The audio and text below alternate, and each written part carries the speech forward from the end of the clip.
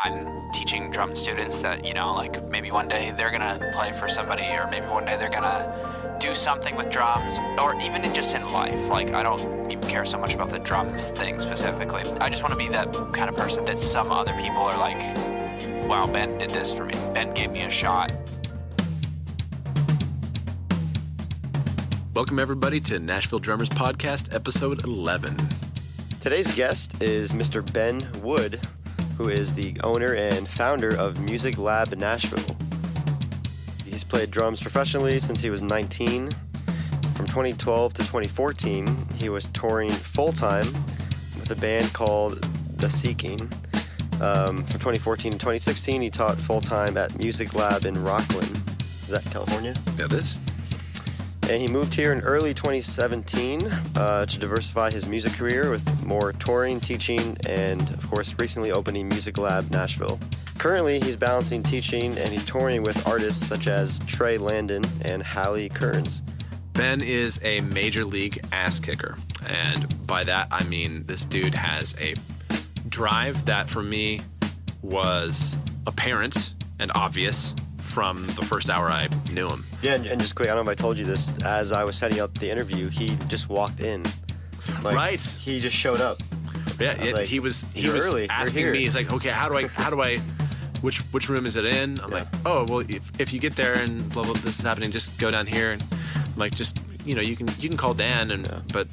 No, he walked right in, ready to go. I love that. I appreciate that. Yeah, he was more on time than I was. Well, that doesn't take much. No, that's true. I'm usually the last one here.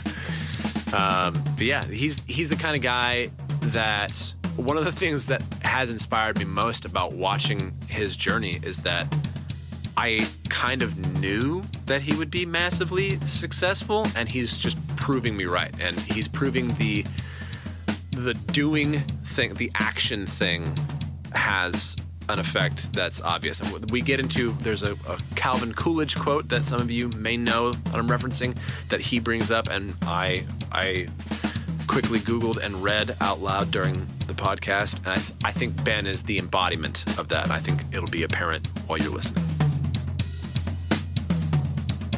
Talk a lot about like finding your why, right, and your purpose. I feel like Ben is someone that really exudes this, and it was really good to hear his why. Is very obviously his passion for education and inspiring the next generation. It was cool talking to him about just how he founded Music Lab Nashville and what education means to him. Yeah, I was very surprised to hear how in depth he went with the answer to that question. It's not a question I would have asked. So this is why I value you. Aside from we're a good duo. Aside from your sense of humor, your great hair, and of course, thank you. The other thing. Shout out to Scouts East Nashville. Mm-hmm. It was great to meet and chat with Ben. We hope you enjoy episode 11.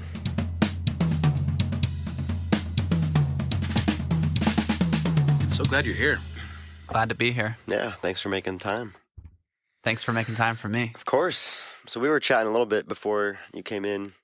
So California boys, huh? Mm-hmm. Yep. But you guys met here in Nashville. Yep. Right? Yeah, I was going to say, we didn't ever interact back when we were both in California. I think it was Serge that connected us, right? So or maybe Redding it was Devin and then Sumner. Sacramento, Serge? Or right? Yeah, it had to have been Serge. Yeah. Which, by the way, I was disillusioned when I said, well, my friend Serge, he speaks Russian, and my Russian friend Maria was like, you mean Sergey? Yeah. I'm like, oh, of course that's his real name. Yeah. Damn you, Serge. Yeah. I'll never forgive you for letting me say your name wrong, and everyone say your name wrong forever. Yeah, I was just with him last weekend, and when he says Serge, and then when people don't hear him the first time, they're like, what? He says Sergey. Yeah. But yeah. Serge. Yeah. But yeah. I don't forgive you. Yeah. But yeah, we met through Serge. I think Serge was like, you should meet him. Yeah, he told me you were going to be moving out here. He was like, yeah, my buddy, he's involved in Drum Lab, cool dude, good player. He's coming out. You should meet. You should talk about Nashville because you're already there. I'm like, yeah, sounds great, man. Yeah. And then we met at World Music. Mm-hmm. And then you bought me chips and salsa. Yep. Well, the chips and salsa were free. Well, at Cancun in Bellevue. But I think you bought me like I feel like you bought me, it was either guac or something that I wanted, and you're like, here, have this too. I'm like, It's a specific memory. Yeah. Was it a good meal? It was good, and also he deducted it from his taxes, and I was very impressed. Look at that. We talked about that. That's what we talked about. I think the majority of the time was tax deductions and write-offs and stuff. He was like, this is a deduction, and he starts going in depth about it. I'm like, yeah, I need to know about this because I don't know anything about this. Yeah. I'm very tax deduction pilled. But now not Like so. that is a pill. Yeah, not so much anymore because now I have a tax guy. But I just Do you miss being that guy? no, because I'm at the point where I hate being an independent contractor now. Like that whole 1099 thing, like playing the guessing game of how much you're gonna pay taxes at the end of the year and do that whole thing. Like that makes me like very nervous. Yeah, I get that. Which I mean, now I own technically a corporation, Right. so it's an even bigger guessing game. But I have a guy that I pay now that does it. But yeah, I'm actually fortunate enough that the guy that I play for, I'm actually his employee, not an independent contractor. Oh, wow. Okay. I'm That is lucky. Yeah. very when I see the taxes get taken out, I'm like, thank you. And which artist is that? Trey Landon. Okay, all right. Yeah. I'm like a W4, whatever it is.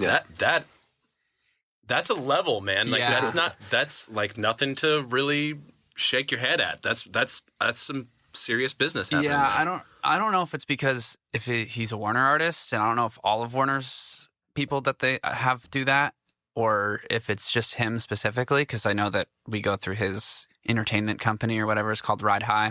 Yeah. I don't know if that's something that like his accountant has specifically set up, but whatever it is, I'm happy that it's that way. Gotcha. So are you salaried with him? No, I'm not on salary. I still get paid per unit. Like I still have a rate and all that kind of stuff. But that'd be awesome, especially with how little we've been playing recently. It would be awesome if I was on salary. I'd be so thrilled. But no, it's just everything that I do make. There's taxes taken out and all that kind of stuff. Gotcha. So, Okay. which is good. Well, why don't we talk about? We're not going to necessarily go in chronological order here, but I'd like for you to kind of talk about how that gig came about. Oh gosh, that was a really interesting situation because that was back to 2020 where I had lost my job and the gig that I was on had like over 60 shows canceled and stuff like that, and I was like very much in like starting to start my music school that I own, but like in a very like hopeless kind of situation. Or not hopeless, but it was very demoralizing. I've kind of felt like late 2019, there was specific events that were like kind of turning points for me where I was like, oh, I can see where this is starting to go. And I was feeling really, really optimistic at the time. And then it all got taken away. Based on not something that I did, it was external. Yeah, so demoralizing. Yes, right? And we all went through that differently. And Yeah. So anyway, I got in, it must have been May. I got invited to one of my friends' birthday parties on a boat on Hermitage or whatever that lake is over there. Oh, yeah. Percy Priest. Yes. And one of the people that I was with overheard a conversation that I was having with the bus driver. This is like how weird and freakish things are. And he was like, oh, I'm a musician and stuff. And I was having this conversation with him that was like very specific. I think it was something about like how just like musicians talk about themselves all the time and something like, here I am now talking about myself. No, that's the purpose of this interview. But yeah. like how I'm. It was more specifically, to be more descriptive. Like I was more specifically, I was talking about how bad I am at like putting myself out there as like a musician and a drummer and stuff, because I hate like I'm just meeting up with you and you're just meeting up with me because we both want something out of each other and there's no like actual friendship or community here. It's like it's very much just like, oh, let's connect, let's do it right, It's empty. It's not very like a like relationship. It's like you say, we both want something from that. Yeah. So I was just having this conversation with him, and sitting behind me, I didn't know, but was one of Thomas Rhett's managers, or works at his management company called G Major. and whatever, because my friend is like does a bunch of stuff in the music industry, and G major. yeah, That's a good name. yeah, G major, and she was just listening to the conversation behind me, and so fast forward later in the day, we were on the boat talking and whatever, and she was like, "Hey, so I heard you're a drummer and whatever," and I was like, "Yeah, I am." And she's like, "Okay, yeah, well, I work for G major," and I knew who G major was and all that kind of stuff. She's like, "We have an artist that I think that you might be really good to play for. Do you run Ableton and stuff?" And I was like, "Yeah, I do playback." And yeah, playback's, it's like so funny. She's not like, "Can you play drums?" She's like, "Can you run Ableton?" I'm like, "Yes." Because that's one of the things that I'd done right before COVID as well, was invest like $3,000 into like this sick tracks rig. Yeah. And then just never used it for the longest time. What luck, man. New laptop, like everything. I was like, I'm doing it. And yeah, that sucked too. That really sucked. But anyway, so then she was like, "Yeah, let me take your contact information." And I was like, "Okay." Took the contact information. She's like, "That camera just clicked." Oh yeah, yeah. that happens. It's just preparing for the strike. Don't worry about it. Okay. That happens every painless. time. I don't actually know why that happens, Okay. but it's funny seeing everyone's different reaction. Yeah, I just want to make sure, because I've done podcasts before where it's like the camera is off now and we have to start it does all cut over. out for like 5 seconds, and then it's just Oh, really? yeah. That's interesting. Because it's actually not, as a side note, it's not actually recording video. It's like through OBS, which is a streaming. It's basically like it's recording through the lens. Because you can't really record a video for over an hour. Yeah. Like, DSLRs can't really do that. Yeah, I know. So it's kind of a hack. Yeah.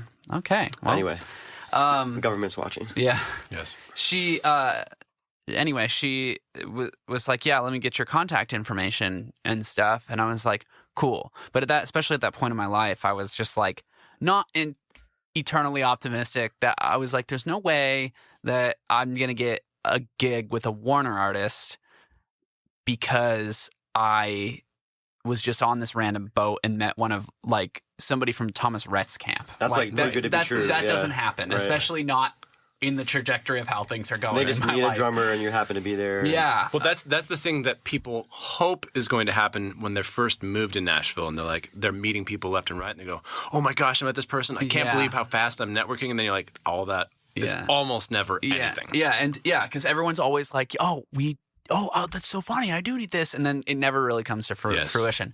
So a couple months went by, and she even said, she's like, he's not playing shows right now, obviously, but when we get back going, he does need a drummer, and we want it to be like somebody kind of cool and whatever, and they kind of had like a specific situation. So I was like, absolutely. So literal months go by, like, oh gosh, I don't even know how long, but like probably 6 months or more. No, it had to be more than 6 months.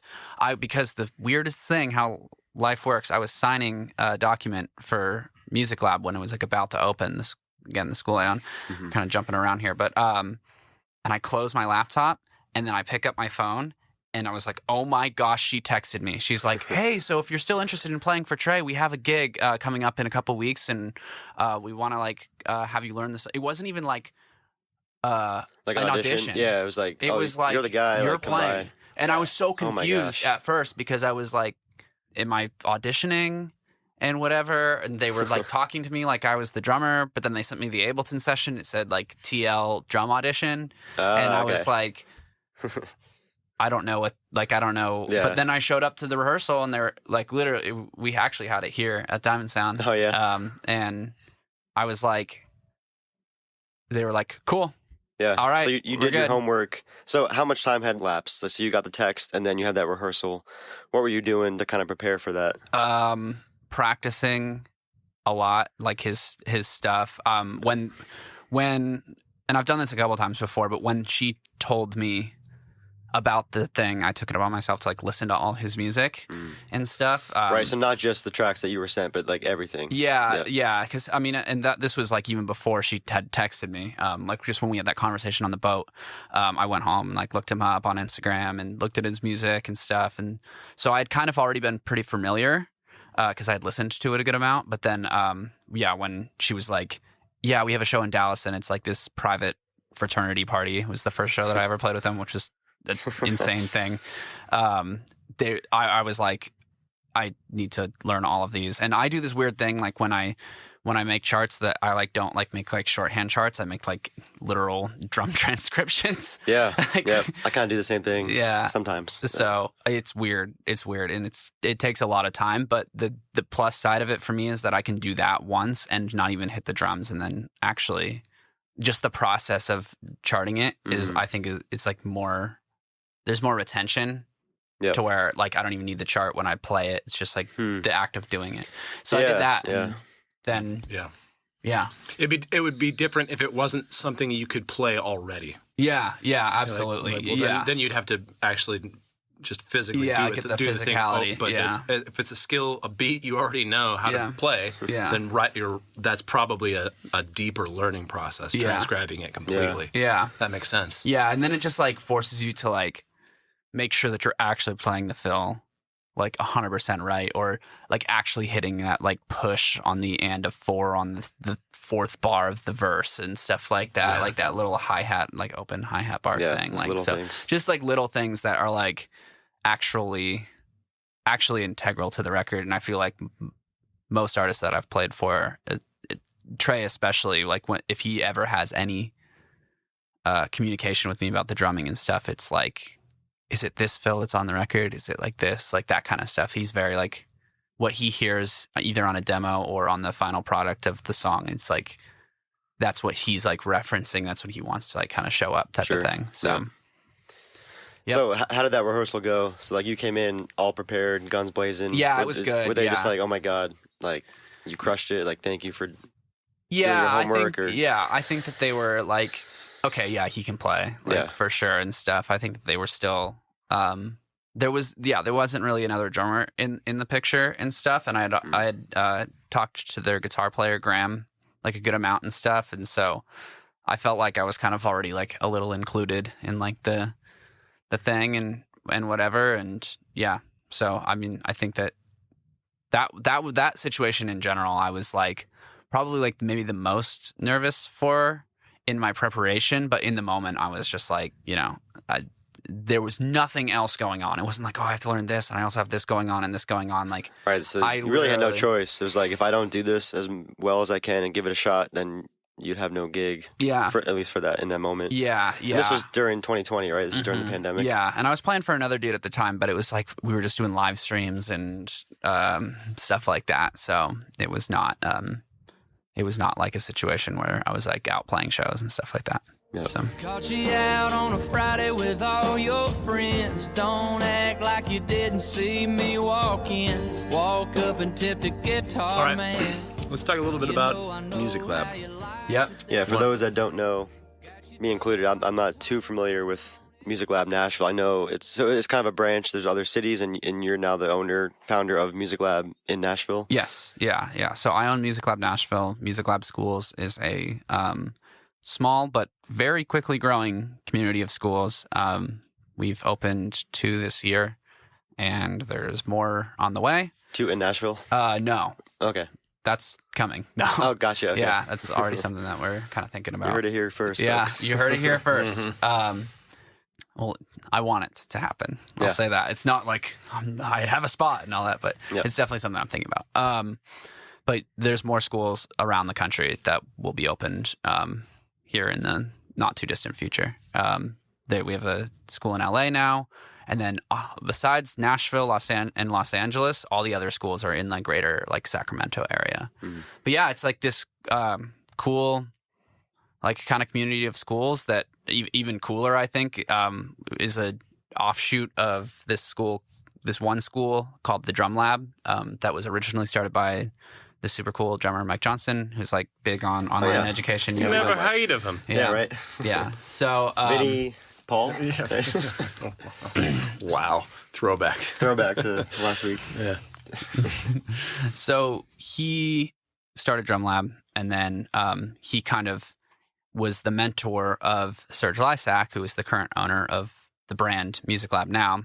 And when Mike got burnt out on the whole just drum school thing, and kind of already had this online business called Mike's Lessons, he was like, hey, I'm either going to close it or I'm going to sell it to you. and so sold it to Serge, which is kind of cool because then Serge became my drum instructor at Drum Lab, and just through like it's like this generational kind of impact thing. It's like Mike was to Serge what Serge now is to me, type of thing. And so I taught at Drum Lab in California before it was Music Lab, and then I moved to Nashville and knew that I wanted to open a school at a certain point, but didn't know exactly when. And I kind of in my head had envisioned it like I want to wait till like I have all this reputation and notoriety, I guess. Like people know, oh, dang, Ben's opening a school, you know, like type of thing. I thought it was something that would be a little bit later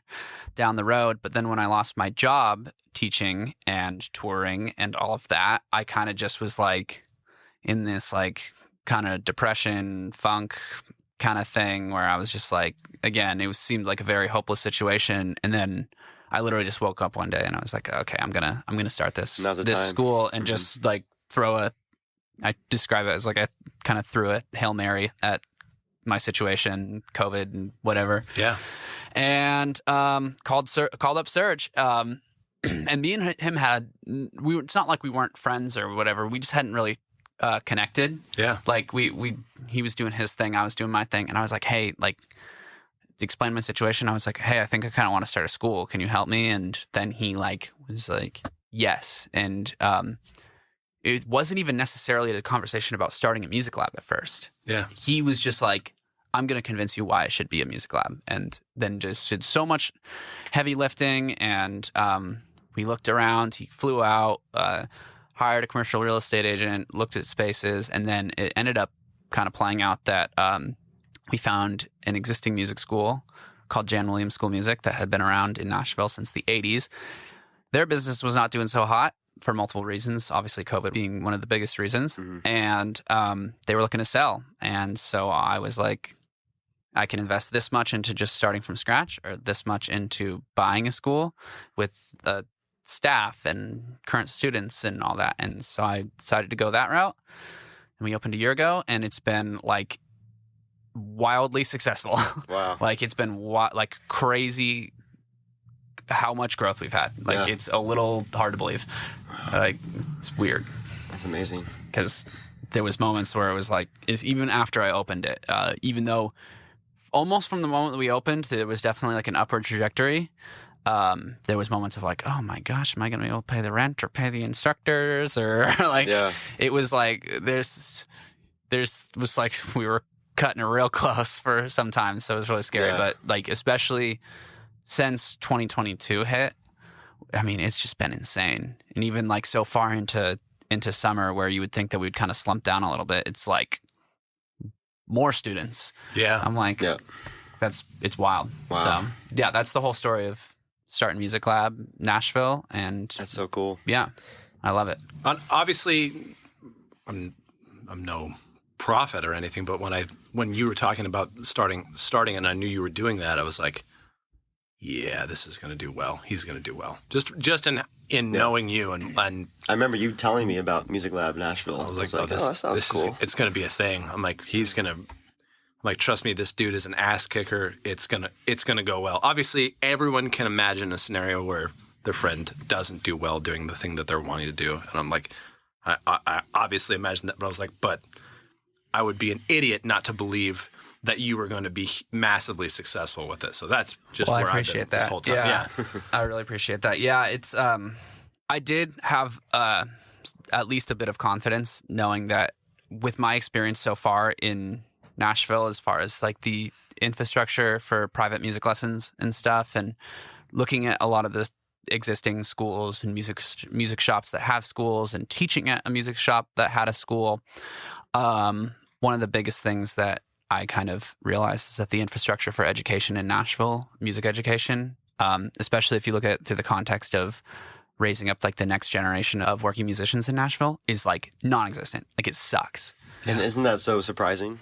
Like from an outsider, like you think, oh, Nashville, Music City. Yeah, but it's surprising and not surprising because right, even like the public school system that also probably plays into it as well. But. Yeah, and a lot of people move here for selfish ambition, and not like bad selfish ambition, but like I want to play drums for an artist, or I want to be a singer-songwriter, or whatever. I want to get a pub deal, whatever but giving back is not, I don't think that's like the first thought that a lot of people have.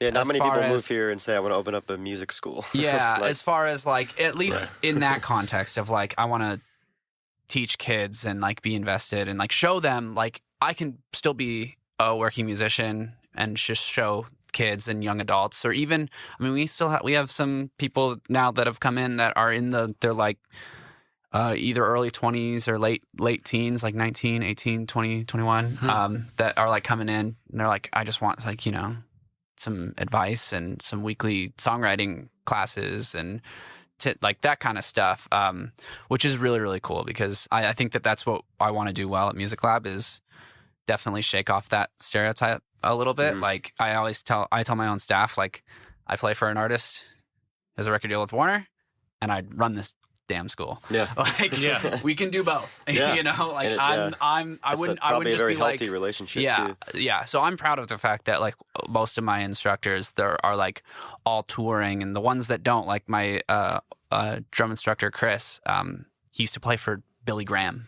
Like Wow. Yeah, like huge stadiums and stuff. Like he played in Billy Graham's band and stuff. So that's wild. Yeah, now he like doesn't tour because he's like has a family and like is and does like percussion and stuff at like some of the local schools, and then teaches like 4 days a week at Music Lab and stuff. So so stuff like that. Like I really, that's what I'm kind of passionate about. And when I saw that didn't exist, as far as creating that space for students and instructors as well, providing a more stable income for working musicians than just gig to gig, show to show type of thing, like something that's consistent, a little bit of a community, that kind of stuff. Like that's really what when going into it, I was like, I'm confident that at least people will see this and appreciate it. Like as far as like, whoa, like this is the right intentions, a lot cooler type of thing. So give us just quick like some of the bullet points, like how many students, age ranges for people listening that may want to so we do all ages, all styles, all abilities. That's like kind of our tagline thing. Cool. But I'd say our bread and butter is like between ages 7 or 8 through like 15, 16, I would say, is the bulk of our student base, which I feel like is not uncommon amongst most music schools. I feel like that's pretty much right around when, parents want to get their kids involved in some kind of music class, or kids start showing interest. I think that age 10 or 11 is when your brain develops to the point to where you start associating music with life experience, I think is the thing. That I'm not like a music psychologist, but I've heard that. And so that's why I think that a lot of people get very interested at that point, because music starts to become something that's personal rather than like, because I mean, music to everybody is like, or most people is like, you identify with an artist, whether it's like somebody that you found, like an artist that you found, and you're like, oh, I love this artist because I found them. It's like you're invested in their story, or their lyrics speak to you, or something like that. So, but so we have about almost 200 students now. Wow. Yeah. We're getting there, and all instruments. Vocals. So we do guitar, drums, bass, vocals, piano, Ableton, Logic, violin, flute. What else? Everything. I think that's pretty much all of it. We do percussion. Yeah, like weird offshoots of that kind of stuff, ukulele, like stuff like that. But pretty much everything. We do have an instructor that teaches trumpet, but his schedule's full, and he won't open up another day for me, Brian Seagraves. It's okay, Brian. Just keep singing with my band. The singer of his stupid band. Oh, really? Oh, my God. He teaches trumpet. That's cool. Yeah, he teaches trumpet and trombone, I think, as well as voice and piano. Yeah. And all the students are voice and piano at my school. Like, and I need to hire a trumpet instructor, because I've gotten multiple people where they're like, hey, do you teach trumpet lessons? I'm like, yes, we do, but I don't have a trumpet instructor that can actually teach right now. because Brian, when I hired Brian, we filled his schedule like overnight, and he's like, no more students, dude. Yeah. He was like, stop. Because I think I had him from like 12 to almost 8 p.m. at one point, and he's like, hey, I think I need to like, we'll keep the students, but like, let's consolidate a little bit, because I was just like packing his schedule full. Yeah. Type of thing. Yeah, he's a workhorse, man. Brian's a beast. Yeah, he is. He's great. He is like one of, like when I get an advanced student and stuff, I have a couple other instructors that I'm like, definitely will send them to as well. But Brian, he just got a student from out of town. Like the mom and the daughter come in and do like songwriting stuff. She's like 13 or something like that. And they want to do like professional consulting with Brian and stuff. And and now they take like weekly online lessons too. And they live in like Virginia or something like that. Dude. We get a lot of that too, which is really weird. Yeah. We get people like call in and be like, hey, I've gotten people from Korea. I've gotten people from. Interesting. Yeah. Do you suppose that's the music lab name or Nashville name, or kind of a combination? I think we of have an both? advantage because, again, Serge does own a marketing agency as well called BuzzHive. And I think that when people look up music lab, if I'm predicting like the Google SEO type of thing, I think when people look up like Nashville music lessons, and then it's like a school in Nashville that also has a bunch of other hits in other states, I think that gives us a bit of an advantage with the out of town people as well. Because I don't know how anyone else would know, like, oh, this school is way better than this school or whatever. We have a really good website too. Yeah, so that definitely helps. that's important. I want to touch upon, a whole lot of questions for you, just about opening a business and drum education just in general too. But talk about like opening a music school during the pandemic and kind of how, like the state of, it's kind of a deeper topic that I'd love to explore with both of you, but like, just like the state of music education with everybody going virtual and like, how is Music Lab adapted? Yeah. So I was a bit fortunate that I missed the big lockdown thing, like the 2020 thing, because I bought the business and opened the business as Music Lab in May of 21. So we were past a lot of the like hard lockdown stuff, but the Delta thing came like immediately after, and then Omicron after that. It's like weird final bosses, like it's ridiculous. I never want to go back to that ever again. It was weird because we're so geographically in Nashville. We live in, or the school is located in basically if you're listening to this outside of Nashville, think of your like most affluent suburb of wherever you live, and that's where Brentwood is. Brentwood, okay. We are technically Music Lab Brentwood, not Music Lab Nashville. We're right on the cusp of Davidson and Williamson County. We're on the Williamson County side, so shout out to those lack of taxes, because they have a better tax code than Davidson. But we're just going to turn this into like a political podcast. It's going there very quickly. But anyway, so that being said, it is it's kind of on the cusp of Nashville, which is kind of on the bluer side, let's say, and but it's in Williamson County, which is deep red as far as like how the way people vote, and I think the way people kind of respond to COVID, because those, not surprisingly, were the way you vote also is correlated to how you respond to COVID in a lot of circumstances. So when we got the Delta thing, we didn't really go back to like fully online or whatever. I think we had a couple students that kind of went back there, but I was just like, we're trudging through. And because we had parents doing both. We had parents being like, I was going to ask, when you first opened, it was in person and virtual lessons? We were both basically back to in person fully, or the old school was. So that's basically where it was at. Because people were thinking that we were kind of done with it before Delta came. Like people were like, okay, like we're kind of done. And then the Delta thing came, and then it was like all this nightmare stuff all over again. So with that, I would get parents that would be like, hey, is your whole staff vaccinated? Are you guys wearing masks? All that kind of stuff. And then I would get calls, and they'd be like, does my kid have to be vaccinated? Because if so, I'm not taking lessons here. Or do they have to wear a mask? Because if so, I'm not taking lessons here. It was like both sides. Yeah. So my official stance was just like, we're in the business of like, you know, kind of serving these people and whatever. And so let's do whatever they're comfortable with. And which is, you know, it's funny because I had instructors that had different perspectives on it and stuff like that. So my official thing was like, I think at one point I was like, if you want, get vaccinated so we can say that we have all of our instructors vaccinated, but I had no interest really in telling them what to do. Right.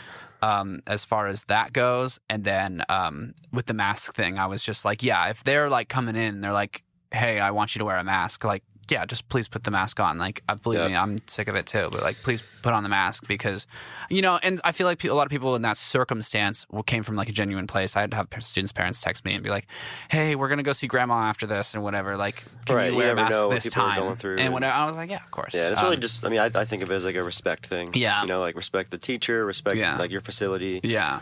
So it was just one of those things that we kind of had to navigate. But ultimately, I was appreciative of the fact that like we kind of got the skills to do more online stuff, but I had no interest really in going back to anything online, you know, like I didn't want to. Did you view that as like kind of a 2 steps backwards, 1 step forward?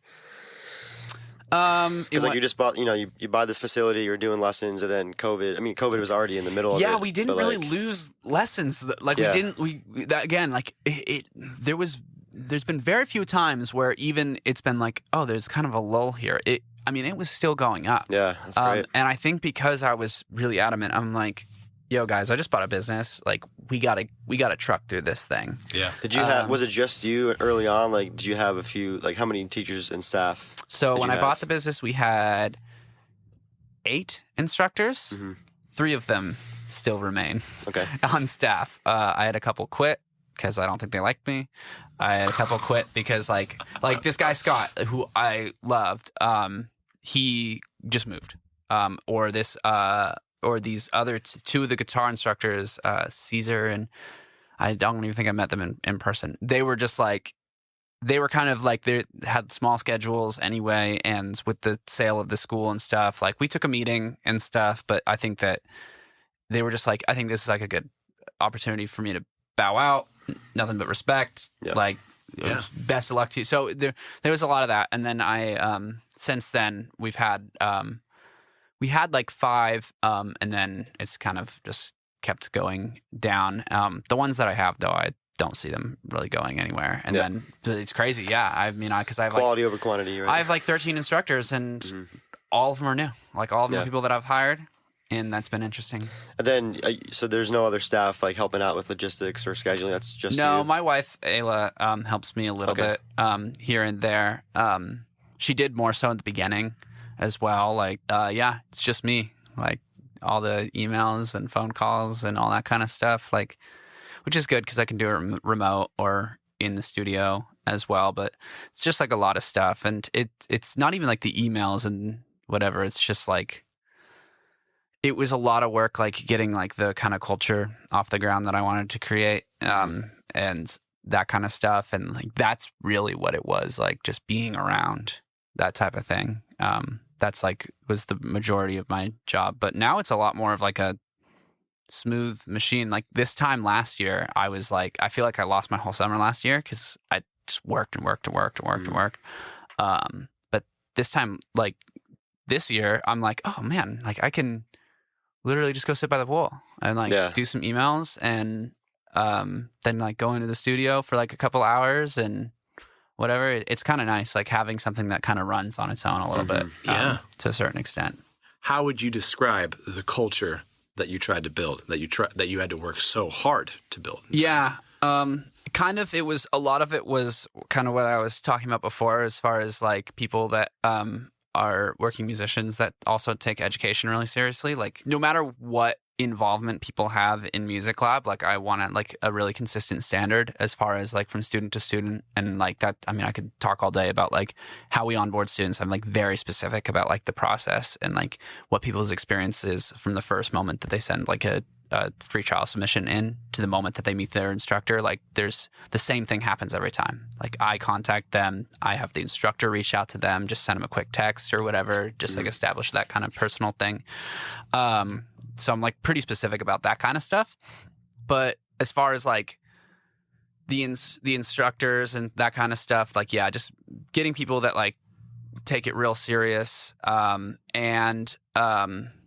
Then the other thing that I haven't really touched on is this Jam Lab program that we started. And that's like one of the things that I think is for the second year now of the business is like something that I'm really going to try and tackle, because it's like basically student band classes. But like really catering the student band to the needs of the group and stuff. Is that what I saw on Instagram, like the music showcase? It's just like them putting on a concert? Yes, but it's a branding thing. I don't call my recitals anymore, because I feel like that sounds like going to grandma's recital with your boomer grandma. It's not the sexiest term. You're going to Chevy's afterwards, and your dad and mom get in a fight, and your dad walks home. Yeah, Chevy's. That salsa was only ever okay. Chevy's? Yeah. The Chevy salsa? Yeah, how do you feel about it? I liked getting it at Costco. Yeah? They sold it at Costco for a while. Oh, they did, didn't they? Yeah. Yeah, I just remember going there and always being like, yeah, this is okay. Yeah. Yeah. This is okay. It was okay. I didn't like the salsa. Yeah.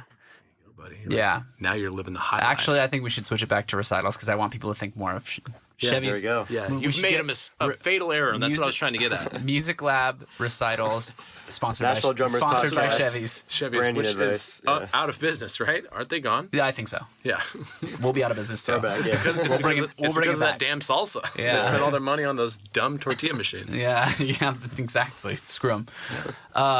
But yeah, the showcases are basically what we should call our recitals, and yeah, that's kind of feeding into it. We had our student bands perform at those, but we also had a bunch of individual performances and stuff. I keep thinking back to School of Rock. Yeah, which is also, maybe a lot of people think of that when they're hearing this. Yes, well, are they basically a competitor? Yes. Is there one in Nashville? Yes, and Okay. I hate them. Okay. Yeah, Respectfully, no, right? I'll fight whoever owns that school. I'll fight him in the parking lot. Okay. We need to have No, them on next. Yeah, you that's should. Me and him across the table. I'll arm wrestle him. Oh, dude, that's yes. great. Don't break your arm. Come on. You can. Hey, He's been it's working not. out, It's yeah. not about strength. It's about technique. Yeah, it is.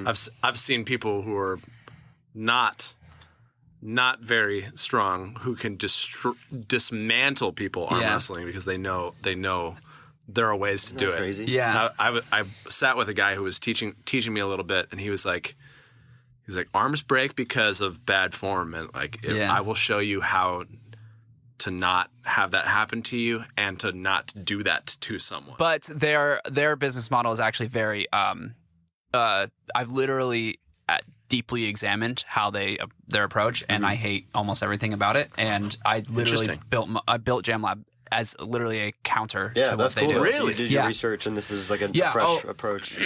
Oh yeah. But yeah, people are always like, "This is kind of like School of Rock." I'm like, then go see what School of Rock offers and see what It's like it's School of actually Rock, not. Yeah. what Music Lab offers, because let's quantify those differences. I want to hear. So with them, their thing is like they're such a large conglomerate. Which is great because, School of Rock, I think that they have sponsorships with the Preds and stuff. So their kids literally perform in those like intermissions at the Preds games and stuff. They've literally seen School of Rock bands there, which is cool. That's awesome. Yeah. It's like a dream for me to get Jam Lab, the Jam Lab bands in that. That'd be so awesome. Such a good opportunity for the kids. But because they're such a large conglomerate, they're very specific. Like, you can't sing and play guitar. They also have like, one of their big things is that they try and feed that band program. So they get a bunch of kids in it that are not ready. Like, not ready. They're like, oh, you got to get in this band program. You got to get in this band program, which is great. Like, we're starting a younger kids band actually right now, and we're kind of dealing with that. But it's like, it's very obvious that it's like, we're just going to feed these kids through the system. They have a specific, like, you have to learn this song, you have to learn this song, you have to learn this song. It's like, and you could go to any one of the schools and it's like all the same. And it's like all these like boomer Green Day songs and stuff. And it's like, So it sounds very corporate. It's Yeah. very. It's Seems very, like a numbers game. It's like, very we rigid. We gotta yeah. hit our quota this month. Like, get in Exactly. here, Johnny. We need you to sing in the band. Yeah. It's like, wait a second, I play drums. Like, what? And I've spoken with people that have taught at School of Rock schools before, and not heard like the most amazing things as far as that goes. It kind of just feels like teaching at Guitar Center. Okay. So, but yeah, I want Jam Lab to be really fluid, I guess, as far as what the students want. Like we have like an all-girl, like kind of young teenage band and Oh, that's stuff, amazing. and like they get to like do literally whatever songs they're interested in and all that kind of stuff, and they can do songwriting and stuff like that. And like that's the thing is like turning some of these bands into more than just like opportunities for like camaraderie and all that kind of stuff, but also like we have some like serious talent at my school, and like it's cool to be able to like give these kids like cool, safe opportunities to like cut their teeth with a band and stuff. Opportunities that in like a cool studio that we spent like a ton of money on as far as like lighting, and my friend who does all the lighting for 21 Pilots, I had him come in and do like custom light scenes and stuff like that. Nice. Like we can fog the room, we can haze the room, we can do all kinds of cool. We have like those moving gobos and stuff like that. Like providing kids, and that is you're not gonna find that at School of Rock. Yeah. Like just like giving them, even in a rehearsal context, like forget the performances and stuff, because like that's also something that I have like very specific ideas about, but like going after like the idea of like of really giving these kids basically like what I dreamed about having when I was 13. I would have crapped my pants if I walked in and I was playing on like right now we have like a $2,000 or $3,000 DW in there with vinyl cymbals that are like super sick and like super cool lighting. We can haze the room and like full, like we got the full board, we got all that. Like everybody can get their own mix and stuff. Speaking of that, I want to get like an ears rig like on site, so all the kids can use at least over ear headphones. But then it's like 14 or 15 year olds like, oh, I'm gonna go buy some Shure, some like kind of in ears and stuff, and like they get experience using ears. So you're setting them up to literally leave your program and like they're walking into reality. It's not exactly. Like, this is what it looks like. You can sing and play guitar. Like that's if I can simplify it. Like that's just so cool. I mean, nobody teaches you. It's like when you go to school and then like no one teaches you how to do your taxes. Yeah. It's like this redundant like 30-minute lesson thing over and over and over again. It's cool. It's great. Like you learn, like people can advance very far in that. But then there's also so much of like the practicals that. Is it cool though? Doing that? No. Are you listening to me, public schools? Yeah. That's another conversation. Yeah. Anyway, Public schools. speaking of things I can go on a diatribe about. Yeah, I know. You're going to be bursting at the seams by the end of this. Listen, grab this. You Didn't mean to don't need to trigger you. hold the mic, Nate. Yeah.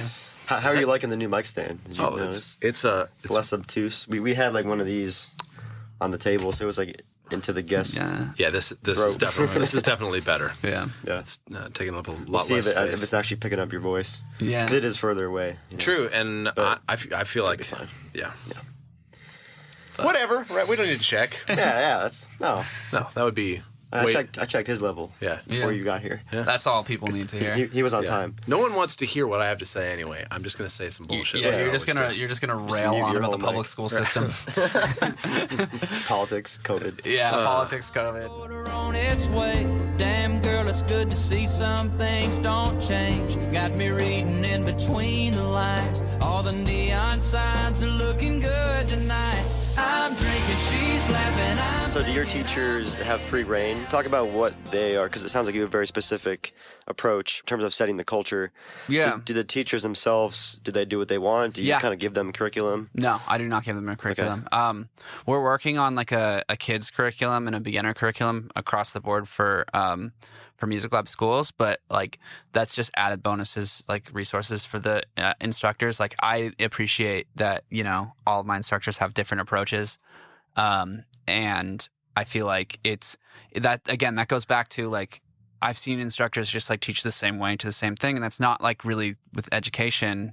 Going back to like stuff that Mike Johnson talks about, it's like being an instructor is like knowing how to say the same thing like 10 different ways, because like when Johnny comes in, like he needs like a little bit more of like a practical approach. Like he's like notation is like he needs to see it written down. Yeah, kids learn differently. Some kids need to hear it, like that kind of stuff. So just I care more about like versatility as far as like, are you a good communicator and all that kind of stuff. Like that's more what I care about than like, are you like a big like Suzuki teacher and you go through like the method books 1 through 4 and then what like happens after that. Like I could honestly care less about that because I have some instructors at my school that are just like far better players than me, far better educators than me. Like, and I think I'm a good player and I actually think I'm a pretty good teacher as well. But like, I'm more care about like, how do we like meet people where they're at than what can we just tell people is good for them? Because there is a lot of that. There is like, hey, you have to do this because this is good for you and whatever. But like, how do we like assess their goals? On a practical standpoint, like with my own students, I take all my beginning drum students through like a pretty specific thing. And then once we get through like this beginner curriculum, and then I take them through some like breakbeat Bible stuff and like basically take them through like, so like beginning drums, a little bit of fill stuff, like groove, some fill stuff, some rudiments, a lot of reading. I'm like big on like all my students I have 4-year-olds that can read like drum set and like full notation and stuff. It's awesome. Because it's really actually easy with the drums. Once we get past syncopated groove, like once we can get there, it's like, okay, what's the direction here? Where are we going? Do we want to play in one of the bands? Do we want to start working on cover songs? Like, what's our goal? Are you interested in rock, metal, jazz? Like all that. Please don't be interested in jazz because I can't play jazz at all. But like, what's and I can't play metal either. Sorry, we're playing rock. We're okay. I am School of Rock. Yeah. We're playing 21 Guns by Green Day, and that's it.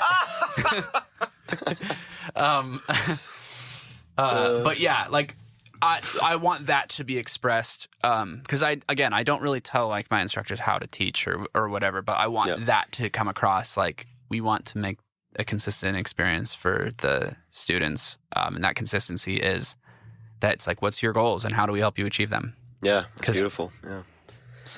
So it's consistently flexible and fluid. Yeah. Right. Consistently inconsistency. I love that. Inconsistent. We're nothing if not inconsistent. It's not a one size fits all. Yeah. For sure. Yeah. Well, I liked what you said about learning to communicate the same idea in 10 different ways. And honestly, sometimes you do that for different students, and sometimes it's an effective means to teach a single student. I've had multiple experiences where I heard something about music somewhere and then heard the exact same information presented a completely different way, and it clicked for me. And I'm like, oh, okay, yes. Both actually made sense, but it just like locked it into a deeper part of my brain. Yeah. Oh, okay. And that's happened specifically with music theory things. That's happened. I'm like, oh, okay. Now I really am getting the full picture of how this thing works. Yeah. So really having that ability is going to be a huge boon to any teacher, anybody that wants to get into education. Yeah, and because I mean, like especially like when I studied drums with Devin Sumner, who I think you know Devin as well. D-Sum, shout out. He's like shredder. He's like a drummer like you, and by that I mean can actually play the drums.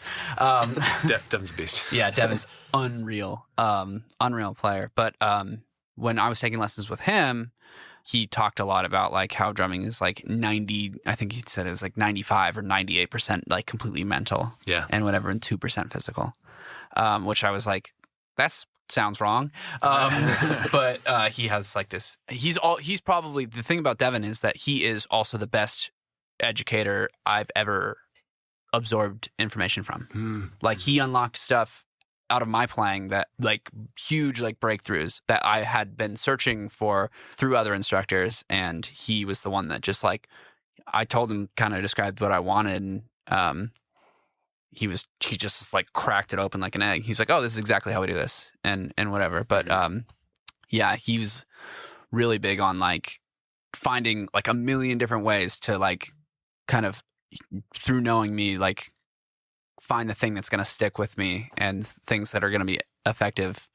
And a lot of it, was just like mindset stuff, or like weird stuff. Like he could make me like count like five. He would make me like count fives in my car, like over every single song that I listened to and stuff like that. Nice. Like, yeah, like weird, like really weird. Like obviously a lot of it had to do with like touching the drums and stuff, but a lot of it had to do with just like how you think about it. Like our lessons were very rarely like more talking than actually playing. Yeah. A lot of it was just like talking about concepts, and then he would show me things, and then that would just like open up the whole door, because there's no like, I need to like sit down and play all this with you, and we're gonna like make sure that we do all this together. Like there's definitely moments for that, but a lot of it was like, here's Some ways, what's gonna yeah. open up the door for you, so you can Yeah. actually like walk through it, and that's where like practice comes in. What Yeah. concept?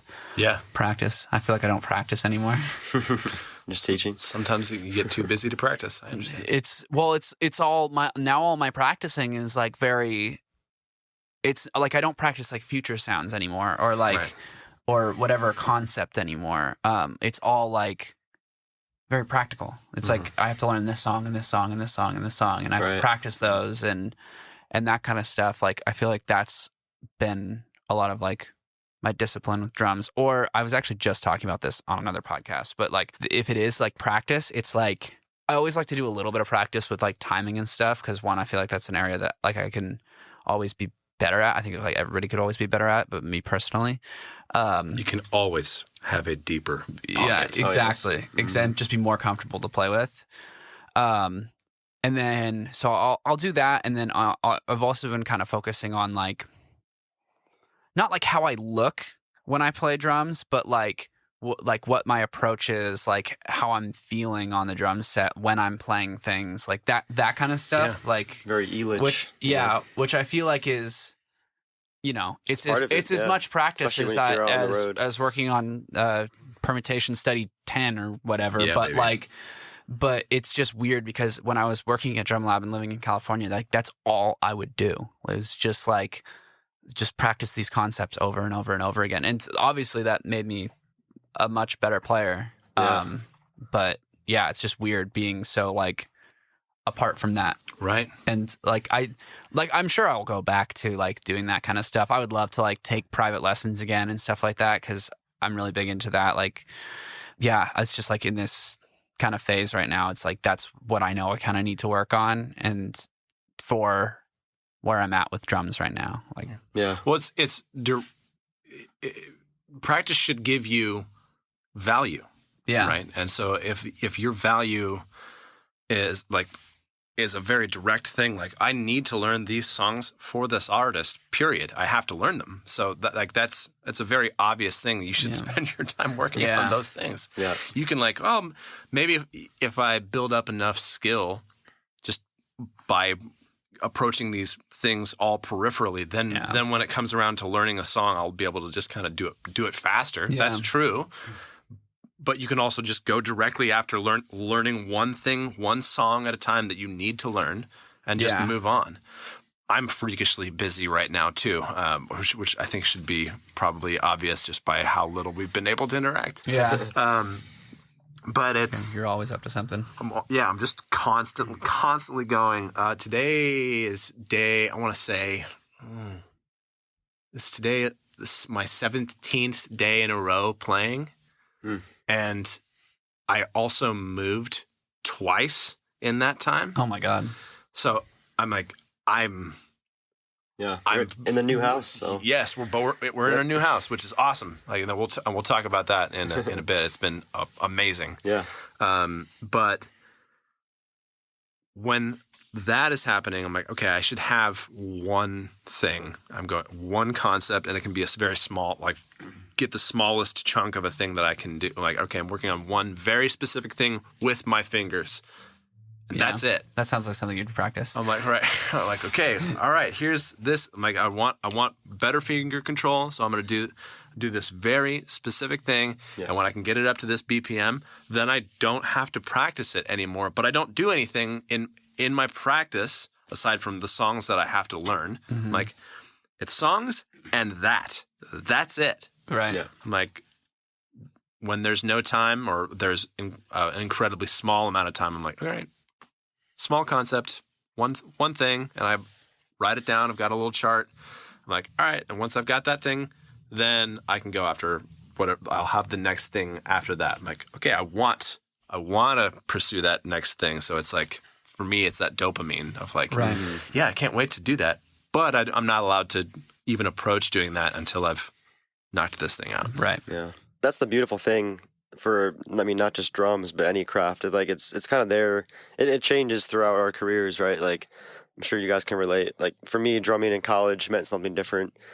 And I was living in Indianapolis. That meant something completely different. And I was in a drum line, and I wasn't really gigging like I am now. And now that I'm in Nashville, it's like you said, like if I have songs to learn or I'm just doing like content for social media, I've been finding recently my practice sessions I've been kind of doing like a balance thing where I try to stick to something more like out of a book or something that I know is going to benefit me, and then as a reward, like I'll throw on like a fun song and try to chop out or do like a cover song for YouTube or whatever. Do you know, quick plug, do you know Rich Stitzel? Yes. Sorry, Rich Stitzel, the drum mantra. Yeah, in fact, I've showed you my that buddy's before. done some stuff with him, my buddy Jonathan Green. Yeah.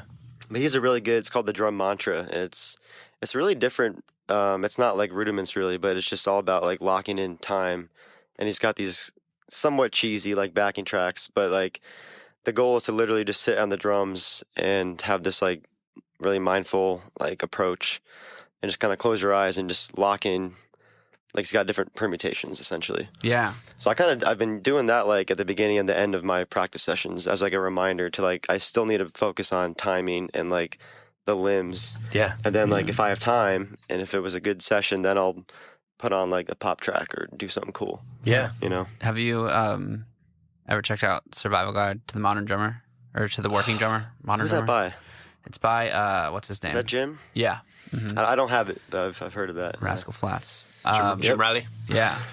That's a good one. I feel like both for teaching and for learning. I feel like I learned some cool things out of that were nothing.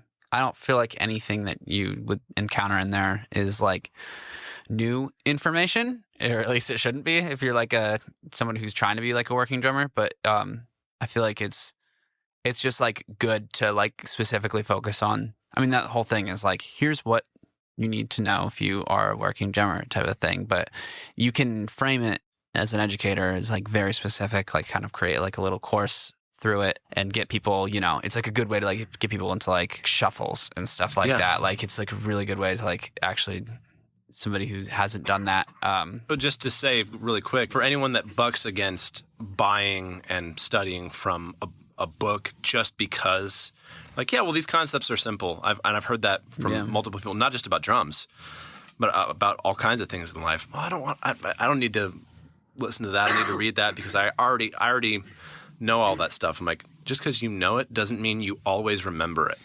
And we are human beings, and it's very easy to forget those things and become habitually not the ideal version of ourselves. And those can be just little reminders. Or get like obsessive about it. The other thing that I think is like probably one of the best, it's so funny saying it, but like one of the best pieces of educational material I've ever seen is Rich Redmond's beat sheet.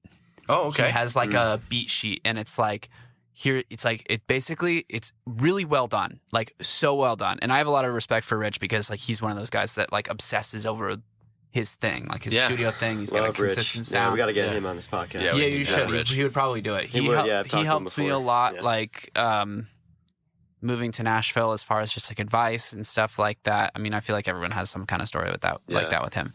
But his book is super cool because it takes like the 5 grooves that like are the popular grooves, the money-making grooves. Yeah. And then it basically is like, can you do this with your right hand? Can you do this with your left hand, your left foot? Can you do, can you do this on the ride? Can you do this on the hi-hat? It takes like very specific things, and it's like 1 EN, 2 EN, 3 EN, 4 EN, 1 and a 2 and a 3 and a 4, like while playing all of those grooves. But then it's like, can you accentuate the downbeats on the bell of the ride? Can you accentuate the upbeats on the bell of the ride? Like really like specifically diving into like all of that stuff. And I don't know. And then he goes over, it's like some world group. There's so much stuff on there for just, it's like a ProMark and Rich Redmond like poster that they came out with. And it's like phenomenal. I haven't seen that. I'll have to check that out. Yeah, I need to hit him up. I actually, at one point, when I was teaching at World Music, I like had a bunch of them from him because I was like, I would give them to all my students. I was like, this is work on this. Yeah. But I don't know what my greater point was about that. Just a reminder of the simple. Yeah, and just like obsessively, like it is good to like obsessively focus on the simple stuff sometimes. Like I think that we were kind of having a conversation about like people were like, oh, I'm a pocket player, and that's like that's kind of language for I can't play drums. Right. As somebody who can't play drums, Can be, yeah, right. that's like people. Especially people in like that online kind of conversation, like, people like him that play like all these notes, every note, like you never need that. And like, that's like ridiculous. And that's not what's going to get you hired and stuff. But I heard, do you know who Devin, not Devin Sticks Taylor, other Sticks from Drum Lab? Yeah, absolutely. Yeah, drum coaches. He said it the best way I've ever, because he's all like, dude, he exposed me to like how to kind of not drum like a white guy. Kind of. Yeah, man. I still drum like a white guy, but I freaking love that guy. I wish he lived out here. Me too. For love. Yeah. Oh my gosh. He's so talented. Him and Dumani. Yes. Oh my gosh. They're both insane. But one thing that he said that has resonated, and I feel like I find myself repeating it at least once a month to students, is when you're talking about that conversation, is it important to like learn all those like crazy odd meters and whatever? He was like, it's like, think about it like driving a car on the interstate. He's like, do you want to drive the 70s Honda that the speed limit's 55 and it can go 60?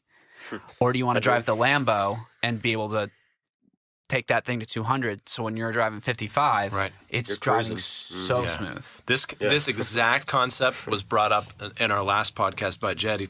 He was like, he calls it headroom. Yeah. I'm like that, and that's that same thing. And Which he got from John Riley, right? Yes, he did. Yeah. But I think that's exactly it. And every time, and I've obviously being the kind of brain and interest I have in the nerdier aspects of drumming, I've gotten that a lot. Like, but can you play a pocket? I'm like, well, turns out, motherfucker, I can play pocket. Turns out you're really good. Right. But I'm like, I was building, and that's not to say that I haven't played immaturely and played too many notes for years. And but everybody plays immaturely. It's just whether or not like you suck when you do it. Right. Well, and you go through those are phases too. Like you go through a thing where you're young and you're doing too much and whatever, and you're super excited. But like when you get through that, like you can have built this giant infrastructure in yourself. And I hate it. I'm same page as you. And every time I see it online, I'll see it on like somebody's talking badly about like JD Beck. Yeah. I'm like, it's JD Beck, dude. Yeah. He's, to me, and I this is just my opinion, so whatever. But I think he's probably at his age the best there has ever been. I'm like, he really, like watching him, I go, obviously he's got crazy chops, but I feel like he really understands time. Yeah. Like really watching him, I'm like, oh, he really gets how the time thing works on a level that's ridiculously deep. And yet I'll see people in comment sections being like, oh yeah, this is just ridiculous. And I remember on some Zildjian video where he was playing a solo. And this guy was like, oh, it's just too busy and it's just too much. I'm like, well, there's not musical at all. I'm like, shut your mouth. Yeah, those people just can't play drums. Right. That's really, again, I can say that. Because I can't play drums. You can too. I mean, that's the thing, though, is like... You're a damn liar. The pocket versus chops discussion, like, you can do both. Like, you're a perfect example of that. And, like, Eric Moore, right? Yeah. Oh, man. Yeah, he's got great pocket. The other podcast with World Music, and you talked about Eric Moore. It's like, that guy is one of the... I've never seen a drummer play that many notes, like, perfectly gridded, whatever, like... Yeah. But he's playing with all these big, European artists. Yeah. And Ariana Grande, I believe, or that was what's his name? Not Eric. But Eric's got giant gospel gigs, with like I don't know if you understand what it means to be playing with a giant Brazilian gospel artist. They're very serious about that stuff, and those gigs are huge. and he's laying down massive pocket on those gigs. So And, yes, and also as a huge contradiction to that idea, who is Justin Bieber's drummer? Devin Taylor. right, Sticks, right? which Aaron which is Spears. like your That's what I'm favorite thinking player, of, right? yeah. Is that still, yeah. I love Devin's playing. Like it's He's- so creative and cool, but like practical, like everything. And it's also because Bieber lets the band do that thing. I'm Right. gonna go see Bieber on Wednesday. I'm very excited. Oh. Man, Nice. But it's like I explain it to people all the time. I'm like, if you're a musician, you have to go. Like it's so cool. Like no one else is doing it like them because every single song, the arrangement's there, but it's like also practical. But they're playing like "Sorry." Speaking of like some kind of like Latin kind of rhythm, yeah. But they are shredding over the not just like, and here's the band section. It's like the entire verse. And then the entire chorus, and then like the post-chorus is even more hype. Like they're just they're absolutely sending it the whole time. So that's why I really like Devin, is because I'm like, that is what, as somebody, I'm like obviously being self-deprecating, but like I'm not like the biggest like chops guy, and there's many drummers that are like far better than me. But like the stuff that I do know, like that's what I hope to implement into my playing. Probably never on the level that he does it, but like if I'm playing like that kind of stuff, like I want it to be like serving, not just like serving the song, but it's like it's driving the experience forward, as far as like this is something that is a net benefit to the band or net benefit to the audience. But yeah, Devin Taylor. Yeah, I love him. I need to like take a lesson with him or something. dude, Right? does Oh he my does he gosh. teach? He does.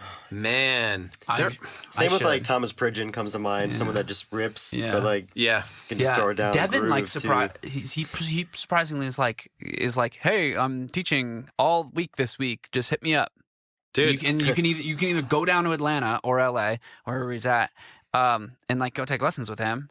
bro, or- if you want to go to Atlanta sometime, we could do back-to-backs. Yeah. You take one, I'll take one. We'll just road trip it, baby. Yeah, that'd be tight. I just came back from Atlanta today. Dude. Yeah. Okay, let's make that happen. Yeah, that'd be cool.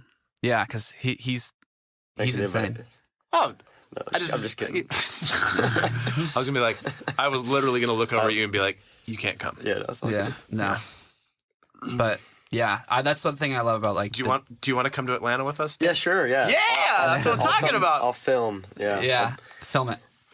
Yeah. Who would you? I've never asked you this. Who would you most like to take a lesson with? Ooh, Dan? that's a good question. We should start asking every guest if you could take a lesson from anybody. Ooh, Todd Sirkerman's probably one of my favorites. Oh, that's a great choice. I mean, another just for the example, sheer, like, just if he's you're, got quote unquote chops, but like He does. Freaking throws it down. Here's the question that you could this would answer a whole ton of shit. Hey, how do you play so fucking loud For so long. with traditional grip? Yeah, right. Yeah, like if you had Oh my just that, God, like yeah. you could ask that to Virgil Donati or him, And and he's both such of a them. good teacher. Yeah, I'm sure you're aware of Drummyo and like all that they do. Yeah. And, he's like, no, what is that? yeah. What's Drummy? And their whole like Drummyo coach, I think, is their new thing. But I know Todd has it. They had a whole course with Todd that looked really cool. That's really cool. Have you taken away anything from like all these other online like initiatives and Mike's stuff, yeah. Mike's? Yeah, Really. he's like the OG, right? He was doing it before it was cool, and Yeah, I used to he's just grown that subscribe. whole community so greatly. It's I love what he does as far as, because I mean what Drummyo's doing with the courses. Mike wouldn't say it, so I will. Like they're ripping off Mike's thing. Mike Sure. was like very. I know for a long time he was like very big on the course thing, and Yeah. because it was more like iTunes, like a la carte. Like here's a 16th note triplet lesson, and here's a like whatever, Add to whatever. cart, add to Yeah, cart, whatever, yeah. exactly. And he was like really big on like, because I think that kind of came from, he was like getting really into like film and stuff like that, and like doing all like upgrading his whole Yeah, he's one of the first visual like, thing. successful YouTube drummers. Like he started. Yeah. Oh doing yeah. all that Oh yeah. content, Yeah. you know, he like- he started that, and then he started the online lesson thing. Like he did kind of both. But I remember doing the math on what he had to be making, Pulling in, and I was like, oh bro, oh, Yeah. Yeah, he's doing well. He does those I cams, had you know. not really thought of it until when one day I was like, wait a minute, this is how much of a subscription Yeah. is? This is Yeah. roughly how many subscriptions he has. Yeah, there's a reason why, and that's not including camps, not including clinics, Right. not including Yeah. anything else. Yeah, there's a reason why he closed down Drum Lab, or was like, "Search, here's Drum Lab." Yeah, don't need to do that. Yeah, don't need to do that anymore. I've never been to one of his camps or even study with him, but again, back to this whole like creating a culture and a community, not just Yeah. here's some cool lessons. Yeah. I feel like, is Mike someone that you kind of look up to still? Yeah, to definitely. how you And it's run funny, Music Lab? yeah, because me and Mike like never, I never really took lessons with him. I've hung out with him like a good handful of times and stuff, but like, I think he knows, but he's like my grandfather. You know, he's like my distant grandfather, and like Serge is my dad, Yeah. and whatever. So Even though Mike's like what, Papa 40s, Serge. 50s, yeah, whatever. yeah, yeah.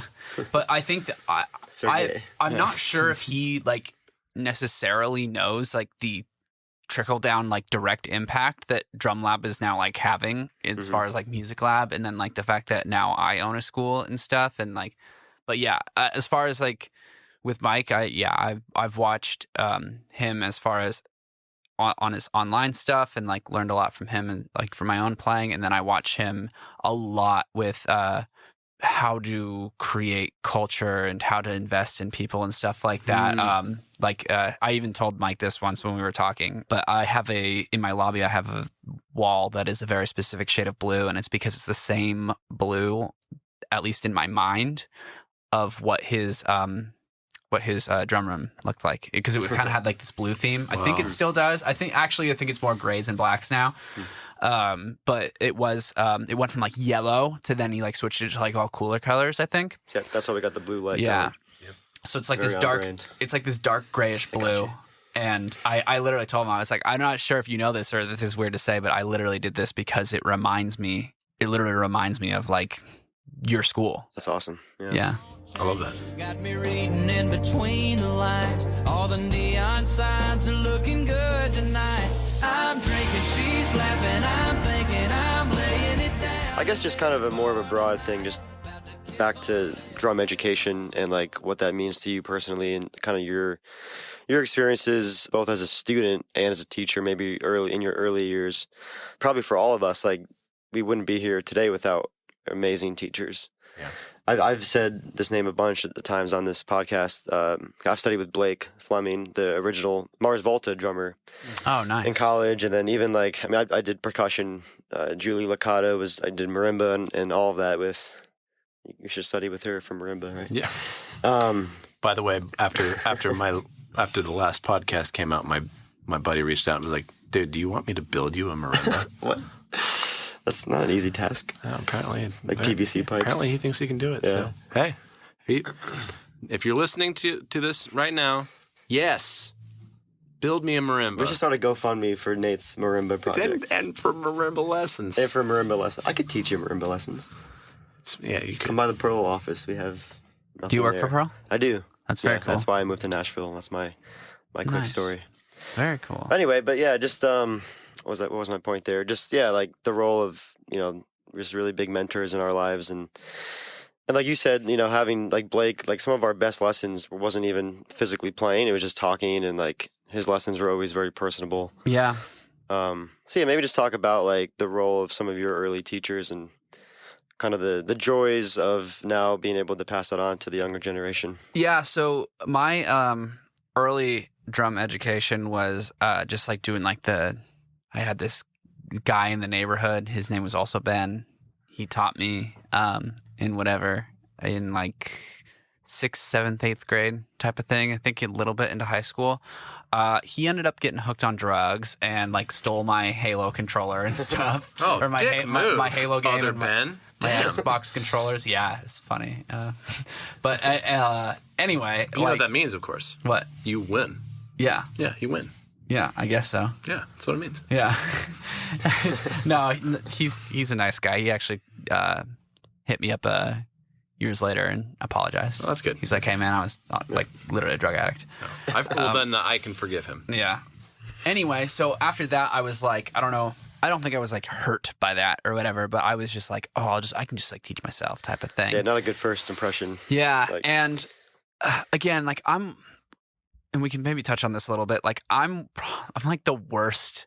I always get nervous, especially with like a drummer's podcast or like talking to other drummers and stuff, because there's so much stuff with drums that I do not care about. Like, I don't care about talking about gear very much or whatever. It's like, funny you say that. We've barely talked gear on this podcast. I feel like, I think we're both happy to, but like, it's not about. Yeah. I have a beautiful Pearl kit sitting right here, but like that's not what we're talking about here. Or like a lot of like the specific of like.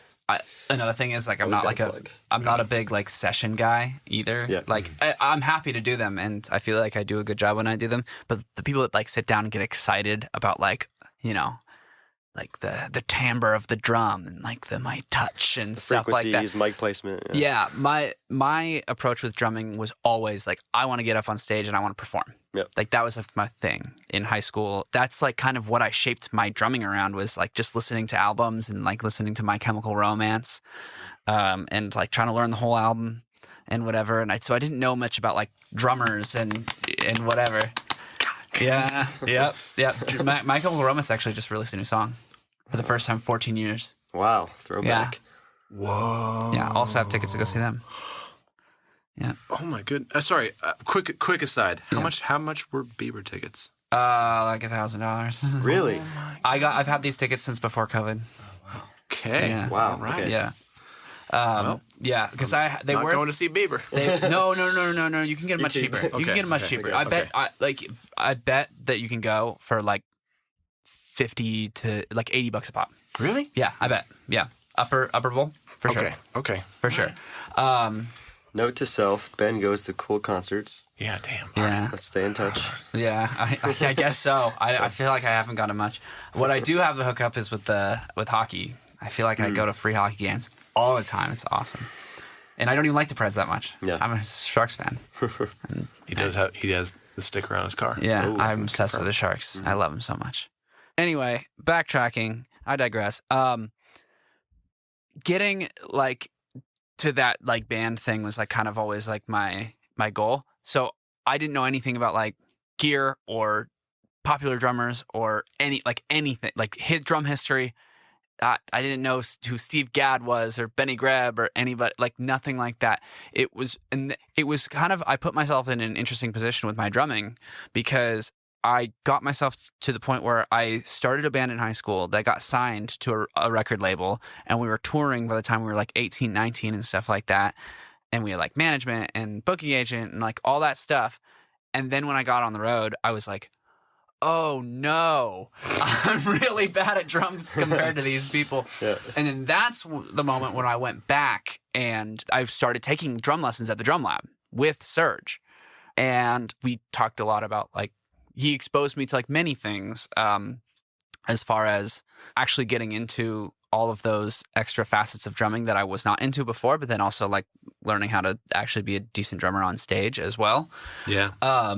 And then I actually started taking lessons with multiple people. So I took lessons from Christian Midthun next, who he's an insane player as well. And he's like Mr. like Groove, like he's Mr. Groove. And then I took lessons from this guy, Jonathan.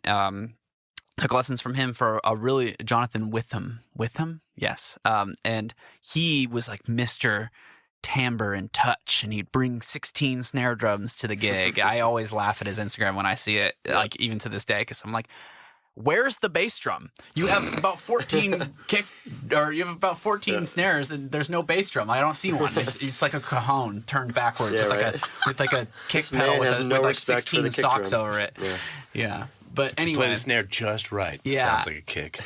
So that was the moment when I got like really into education.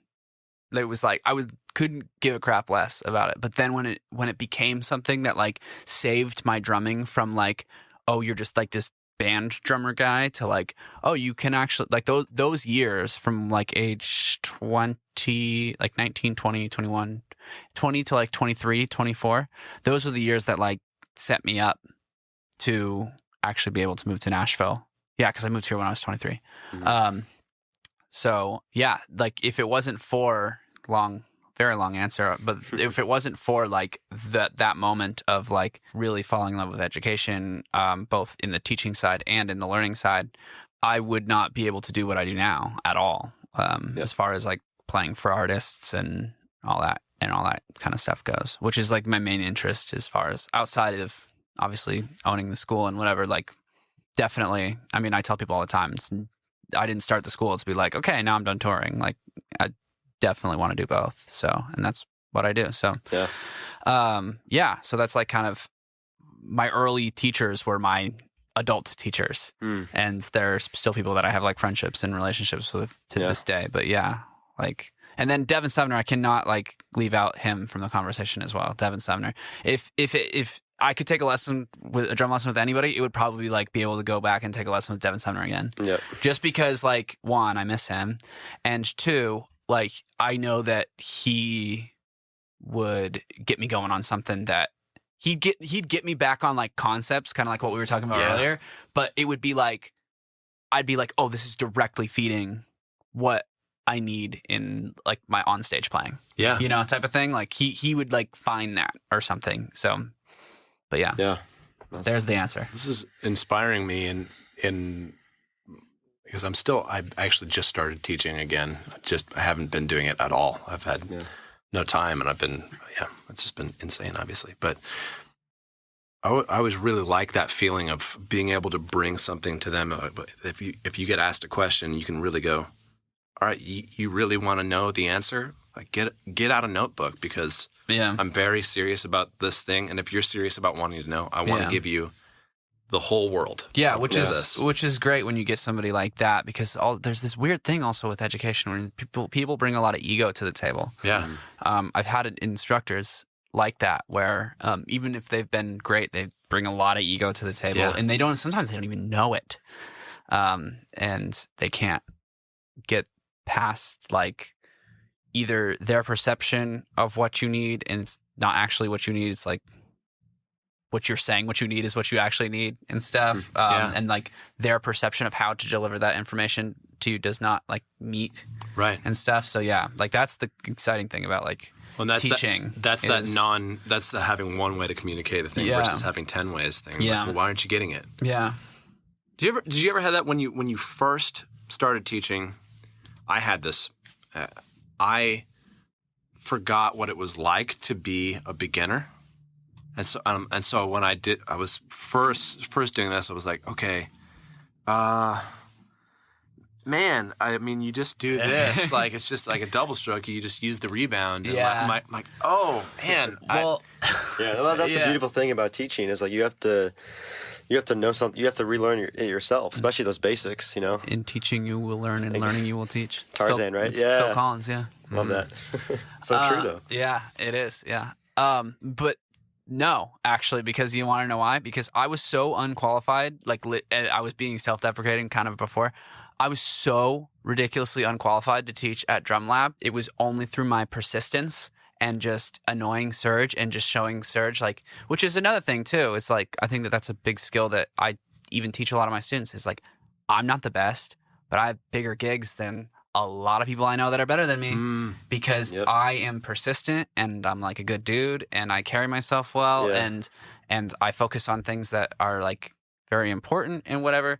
So anyway, going back to that, like I really had just learned how to like properly play like some syncopated groove or like or really like get my double strokes up to like a legitimate place, or even paradiddles. I sucked at paradiddles, and so I just learned it. Yeah. So it was easy actually for me to like. No problem. That was 6 months ago, guys. I was like, I just finished the beginner curriculum too. Last week. Dude, I love that actually. That's amazing. I know exactly what it's like. Well, that is to me. That's kind of the hallmark of you as a musician, but majorly as you as the entrepreneur. Yeah. Like that's a huge skill. At the school, are you teaching that as well? Like this is how to pursue this like mentally as far as going really going after making money at this thing. Yeah, I have a student, Max, that is like at the point where they're really starting to take it seriously. Yeah. And it's kind of cool because whether or not Max becomes the next Ben Wood to Serge Lysak to Mike Johnston or whatever, but like that kind of person, it's cool to see somebody that's like, oh shoot, you're actually starting to that. Like her mom was like, yeah, Mac's been practicing like 2-3 hours a day. And I looked out, I'm like, you practicing 2-3 hours a day? I'm like, okay. But yeah, so we talk about that all the time. Like, just details and stuff like that. Like, cause they're in one of the band program and all that. Like it's one of those situations where it's like, I can have that conversation and be like, these little tiny details and like, how are we going to like, approach the song or whatever, or help set up drum sets and stuff like that. And been like, this is how you do all this. This is like my approach to like when I break down the drums, and like this is like how you stay organized and stuff like that. Like that kind of stuff I'm really into as well. It's like, again, it's like going to school and no one teaches you how to do your taxes. Like, those things are so important, sometimes more important. Yeah. We talked to one of our earlier guests, Nico Medina, and we talked a lot about drum corps and like, and they're all so talented, but we talked about like what separates the really good ones from like the elite, like the top 3, top 5. And he mentioned like it's all those little details, because like you're in a bus traveling throughout the country, and it's not just playing. Like everybody can play. It's everything else. That It was like the standard together. is, of course you can play. We're not like that's not even the question. It was like, and he said in that interview, in a healthy drum corps, the cook is as integral a part as any of the players. There's nobody as there's no ego. Right, like we're all serving this single thing. It's synergistic. Yeah, drum corps scares me. Yeah, me too. Those people scare me. We got to get you out to a show. Drum corps season is upon us. So. Pearl is like the leader, and we're big into that. We just signed. I don't know if you're familiar with any of those groups, but Boston Crusaders. Okay, that's one of the top corps I've just mentioned. That's really the main reason. They were a big Yamaha group for a while, but we just got them back. They were Pearl back in the day. Oh, that's a win right there. Big I'm win. Team Yamaha because we have an endorsement with Yamaha. Okay, Music Lab, but it's okay. No, but that is my. We're not releasing this podcast. Yeah, delete. It's been a good chat. Canceled. Yeah. See you in hell, Ben. Yeah. No, my first School of Rock. My first, yeah, and everyone go sign up for lessons at School of Rock. My first kit was a Pearl, and I actually the funny thing is I feel like the highest way that I engage with Pearl on social media is by watching all the drum corps videos that they post. Yeah, or they still post them, right? That's me. Yeah, I'm in the B&O. I run the B&O social media. Oh, really? So you're probably seeing a bunch of those. That's awesome. Yeah, snare drummers. I know they kind of went away for licks. for a while as far as like COVID and stuff like that. Yeah, like it was all virtual and yeah. I had another sort of general question going back to just running the business and Music Lab. I'm sure like you go to bed a lot of nights and you're just like exhausted, or you might maybe have nights where you're just like maybe questioning why maybe you started things, or like if this was the right decision. If you could kind of answer it in one thing of like kind of the why behind what you're doing with education, like what kind of keeps you motivated to keep going? Yeah, I mean, it's probably the same thing that I've been rambling on for. I'm going to listen back to this and be like, why didn't I just shut up in that moment? Definitely my thing is just like giving back to people in the same way that, Serge has given a lot to me, or Devin has given a lot to me. If I could be that person that either owns the school, because I can see it happening. Like my instructor Camber, like she's got like the student Rhiannon and Selah and like all these cool like girls that take at our school. What is with all these super dope names? Yeah, I know. Yeah, right? I know. What the heck? Yeah, and Rhiannon won't go by Rhiannon. She's like Rhi. She's like, call me Rhi. I'm like, that's it, almost cooler. But it's new generation. Yeah, and her parents named her after the song, of course, right? Obviously. But anyway, just like to see that. Like that's happening in like a generation and a generational kind of thing. And I'm helping facilitate that. And then even on a practical level, like I'm teaching drum students that, like maybe one day they're going to play for somebody, or maybe one day they're going to do something with drums or even just in life. Like, I don't even care so much about the drums thing specifically, but if I can be that person that, like, the way that I look at Serge, or the way that I look at Mike, I just want to be that kind of person that some other people are like, wow, Ben did this for me. Ben gave me a shot, because there's been so many opportunities that people have been like, no, Ben's not good enough or whatever. He's like underqualified to teach at Drum Lab, and then I had like more students than anybody, and then it's like, why is he moving to Nashville? Like, he sucks. Like, he still sucks. And whatever. So if I can be the person that's like actually believing in somebody and giving them the tools as well, and not like gatekeeping it, that's like no brainer. That's why I don't feel like I like work. I mean, it is work. It's more just stressful. I'm like, how am I going to pay passion, my is what it sounds like, right? bills? But like, which is quickly becoming less and less of a problem at the Music Lab, because we're growing a lot, which is awesome. It's great to hear. But at the same time, that's just really what I care about. Is, inspiring the next generation, and then being a part of that ladder too. Like, I like that my name's under Serge and Serge's name's under Mike, and that I hope that I just keep that ladder going. So there's like many kids for more generations. You've had like a tangible impact on your students' lives. I mean, because how cool would it be if it, like, my student Max or one of my students ended up opening up a school or like playing for like an A-list artist. We can just like keep that going. And it's like cool for me personally. That's cool for like Music Lab as the brand and whatever. That's cool for Serge. That's like, I think it's cool to just like kind of create that community. Yeah, love it. So it's beautiful. I think you're going to have that dream, man. I hope so. Yeah, you're living Or I'm it going to now. go out of business. I don't think that's going to happen. You survived the pandemic, I'm so going I to think sleep you're over good. there. Yeah. Hey. Oh, wait. remember when that was almost a thing? Yeah. Yeah. Oh, gosh. That did happen. Yeah. But now you're crushing it. Dude. Oh, no, I didn't mean Yeah. you, but I thought you meant like in Diamond. That's happened. Oh, well, right? I mean, that certainly happened, but I was almost one. Oh, really? Yeah. Okay. I didn't know that. We were right there. I literally forgot about that. We didn't dive in that. We'll have to dive in there eventually, but that's that was quite a time for me. Yeah, but you're persistent. That's the thing. That's the one thing that Rich Redmond told me that has really stuck with me. He's the most persistent guy I've He's met. like he's like always at a 10. He's like, "Are you moving to Nashville?" And because I took a lesson with him in LA, he's like, "Are you moving to Nashville?" And I was like, "Yeah, I think so." He's like, "Cool." He's like, "Yeah, you're not the best player, but just don't leave, and you'll play for whoever you want."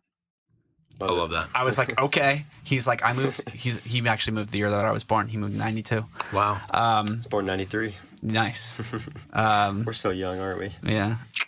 Look at you. 80s baby. Really? Yeah. Oh, I thought you were younger than me. Really? Yeah. That's great. Yeah. Man, that makes me that's happy. good. It's the best It's just music because I'm for so an old immature and annoying. Exactly. Exactly. But And I moisturize. yeah, I moisturize too. Yeah. Yeah, big on that. But yeah, he was like, I moved here with with buddies and peers and stuff that were way better than me, and they gave up. and they're gone. They're no one else that moved here in '92 is here. Yep. And if they are, they're playing for like, I'm playing for Aldine, and this dude's playing for Keith Urban, and this dude's playing for whoever. Like, it's like they're all the ones that are working, the people that just didn't leave. Yeah. So persistence is like very underrated, because a lot of people with a lot of talent just give up. I think that feeling of being talented and like, well, why isn't this being rewarded? That's like there's some ego attached to that. Yeah. Then there's Especially these days, we all want a quick reward. Like, right. it Well, used to be like working for a long-term goal was, I feel like, more valued than it is now. right. Well, I think one of the things that's done that is social media. When you look at social media, sometimes a page will just blow up, and it's almost like inexplicable. I mean, TikTok is literally that. It's like, Right. And I think hoping and for this that one generation is video. looking at that and going, well, why isn't that happening to me in particular? Like, well, why aren't I winning the lottery? I'm like, well, you notice everyone who does, You just though. answered That's- the question. and specifically to TikTok, one of my instructors is actually, her name's Serena. Shouts out to Serena. She's a violin instructor and a voice instructor and piano, and she does everything. She went to Berkeley and stuff. But 2 E's or with a Y? Serena? No, Berkeley. Oh, Berkeley. Berkeley. Oh, yeah. I like Berkeley in California. No, Berkeley School of Music. Right. She it is like blowing up on TikTok right now. Oh, cool. Like she has multiple videos now that have over 1 million views. Wow. Like she's blowing up. Wow. But, I mean, dude, she is consistent. Yeah. She posts the same, like these violin videos 3, 4, 5 times a day on TikTok, and did it when when I hired her. She had like no followers, and she was still doing it. Like so, that's I mean, I work in social media, and like that's a lot. Yeah. Obviously, the algorithm is built because they want to keep people on their platforms, right? But that actually does apply to a lot of these other things that we've been talking about in life, like to be persistent, kind of playing the algorithm of life, right? What's the that's the deepest thing I've said today. Yeah, the algorithm of life. What's the Coolidge quote? It's like literally my all-time favorite quote. It's like nothing can take the place of hard work. Education cannot. There's nothing. There's. Oh yes, I know the one you're talking about now. Yeah, I wrote this on my wall at one point. Nothing in the world can take the place of persistence. Talent will not. Nothing is more common than unsuccessful men with talent. Yeah. It keeps going though. Oh, okay, hold on. Yeah. Let's see. Oh, it's even better. It's even better. We're gonna read the whole thing. We're like wrapping up 20 minutes ago. Genius will not. Unrewarded genius is almost a proverb. Education will not. The world is full of educated derelicts. Persistence and determination alone are omnipotent. Yep. The slogan, press on, has solved and always will solve the problems of the human race. Look at my arm, dude. The last part. I was going to ask you about your, if there's any significance to your tattoos. No. Oh, he just meant the goosebumps. No, but yes. the goosebumps. Yeah. I thought you were pointing to something. I'm like, wait. No. Now look at my arm. Now book. look at the wall. Yeah. I just would stare at it every day. And you know who showed me that quote? Serge. I didn't even remember that. Freaking Serge. Serge, man. Yeah. You're going to meet him, and you're going to think that He's he still has a in crazy Sacramento? accent for the first half an hour of meeting him. And then he's going to stop doing it out of nowhere, and you're going to be like, wait, what? Yeah. I thought you were like a crazy Russian. Yeah. Sorry, I just ruined your game. Me and him talk like Borat to each other all the time. So if you ever catch me and him together. But he was like doing that, I swear, even before Borat was like fully a thing, wasn't he? I don't know. He was like he would do like this like Russian voice all the time. Well, because he does, it kind of comes out a little bit in him because he's Ukrainian. Right. So, yeah, so it does come out in him a little bit. Was he born there? Yeah. Okay. First gen. I've never. Or no. Yeah. We've never actually talked about it. I'm like, I knew he was fluent. Yeah, he immigrated, I think, when he was like 12 or something like that. I was like, I know he can speak. He was like, I think he's Ukrainian. Yeah. Yeah. About to kiss on her lips, maybe one more time. Close out my tab, tell them Where can people find out about Music Lab Nashville? Give us the quick links. Nashville at musiclab.co is our website. Come in, schedule yourself a free trial lesson. All ages, all styles, all abilities. Also, we have an Instagram and a TikTok, Music Lab Nashville. For those, you can find me on Instagram at Ben Wood with 3 N's, BENNNWOOD. town. Us getting back together would get around. Thanks for listening to this episode of the Nashville Drummers Podcast. If you liked it, please consider leaving us a review on the Apple Podcast app. Definitely check us out on Instagram. You can follow us at Nashville Drummers Podcast. If you're interested in being on the podcast, go ahead and send a message to either Dan or myself, or you can send it directly to the Nashville Drummers page on Instagram, and we will talk to you and review your case, and we'll judge you harshly. Just kidding. I did everything right, but she's in the wrong.